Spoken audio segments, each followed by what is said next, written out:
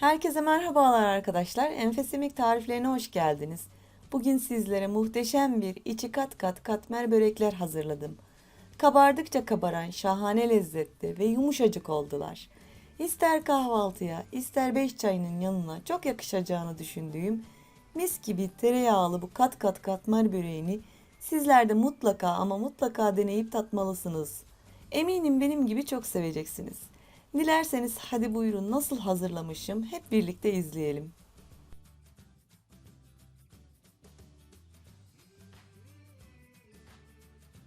İlk olarak hamurumu yoğurmaya başlıyorum.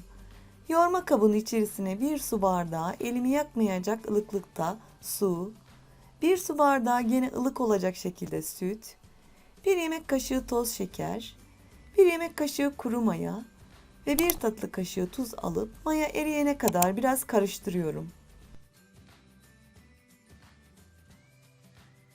Bu arada kullandığım bardak ölçüsü standart 200 mililitre su bardağıdır.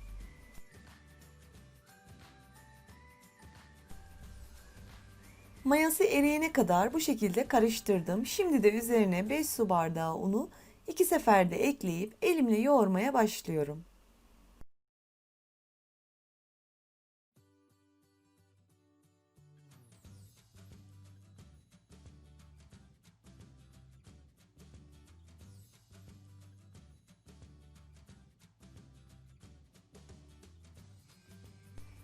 Ee, Hemen küçücük bir hatırlatma yapmak istiyorum. Tarifimi beğendiyseniz beğen tuşuna basıp yorum atıp ve abone olmayı unutmayın. Şimdiden hepinize çok teşekkür ediyorum.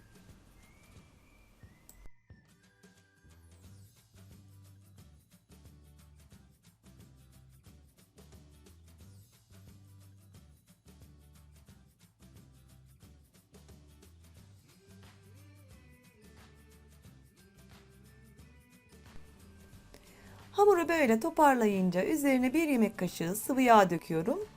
Sonrasında sıvı yağı hamura yedirene dek yoğurmaya devam ediyorum.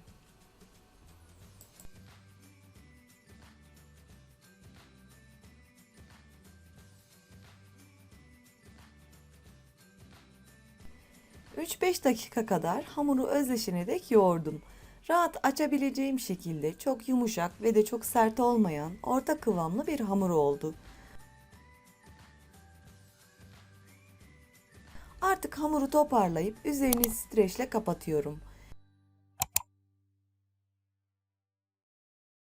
Yaklaşık 1 saat boyunca gelişip kabarması için bekletiyorum. 1 saatin sonunda gelişip kabaran hamuru masayı unlayarak alıyorum.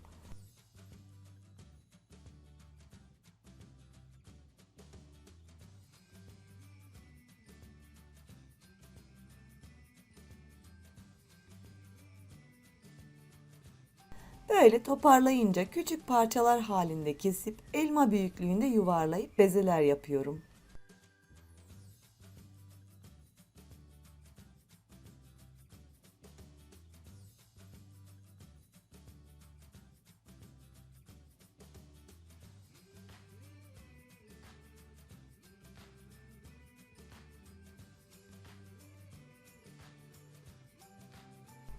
Toplamda ben 7 tane beze yaptım arkadaşlar. Sizler 8 tane de yapabilirsiniz.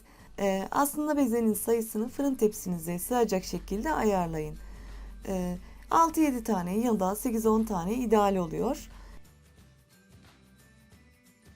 Bezelerin tamamını yapınca üzerlerine yine streçle örtüp bir 5 dakika kadar dinlendiriyorum.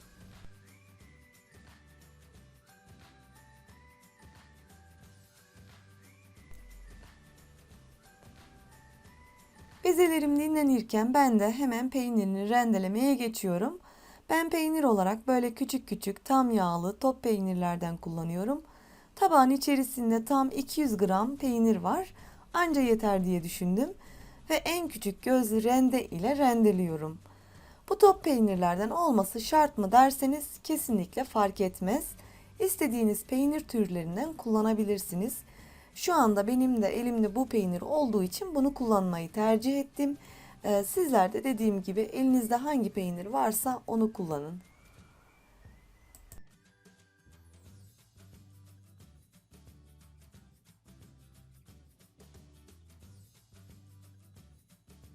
Evet, sıra geldi açma işlemine. İlk yaptığım bezeyi alıyorum ve biraz un serpip elimle üzerinden hafif bastırıp ezince oklava ile açmaya başlıyorum. Büyütebildiğim kadar büyüteceğim.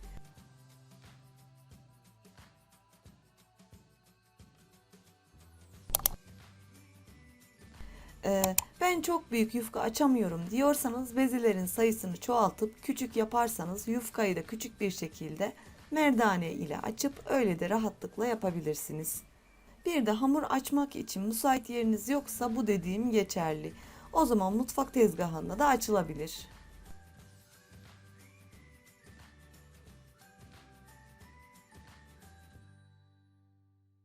Yufkamı rahat açabilmem için ara ara un serptim ve büyütebildiğim kadar bu şekilde açtım.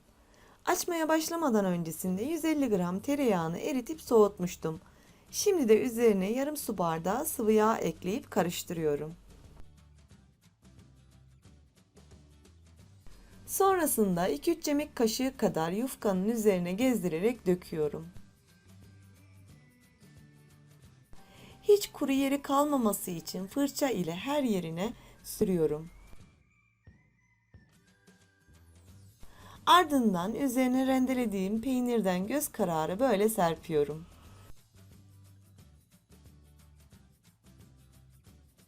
Uç kısmından başlayıp 4 parmak aralık olacak şekilde büküp katlıyorum.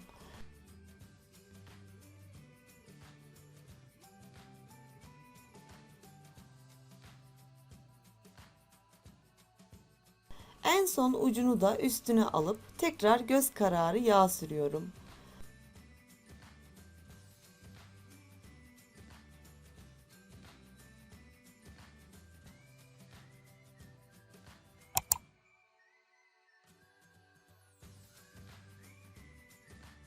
Ve iki uçlarını böyle ortaya bırakıp sonra tekrar ikiye katlıyorum. Böylece katmer böreğimin tekini de hazırlamış oluyorum. Her yaptığım böreği pişirme kağıdı serilmiş tepsime alıp üzerini temiz bir poşetle örtüyorum. Diğer 6 bezeyi de aynı şekilde açıp yağ ve peynir bırakıp katlayıp tepsiye alıyorum.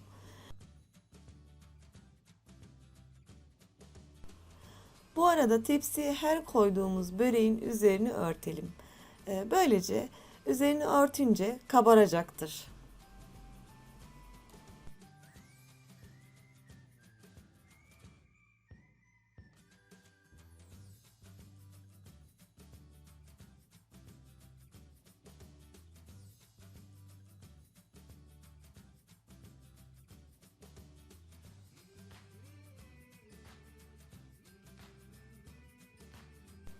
Son katlama böreğimi de yapınca üzerinden biraz bastırıp eziyorum.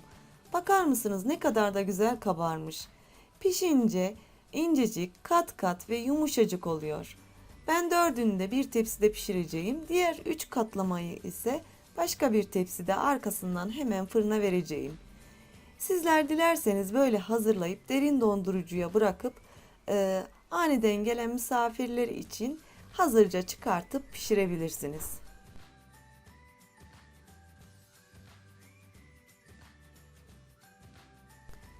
Üzeri için bir tane yumurta sarısının üzerine birer yemek kaşığı sıvı yağ ve süt döktüm. Çırpınca böreklerin üzerine sürüyorum.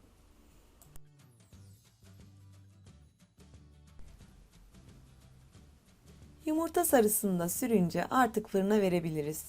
180 derece fırında altı üstü kızarana kadar pişiriyorum. Benim fırında 20 dakikada pişti. Ama her fırında farklı sürede pişer. Üzeri böyle kızarınca çıkartabilirsiniz.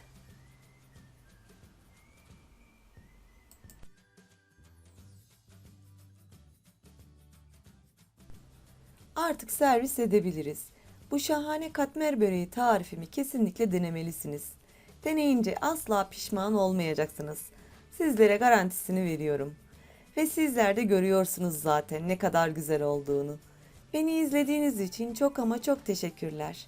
Kanalıma abone olmayı, yorum ve beğeni atmayı unutmayın. Bir dahaki tarifimde görüşmek dileğiyle. Hoşça kalın.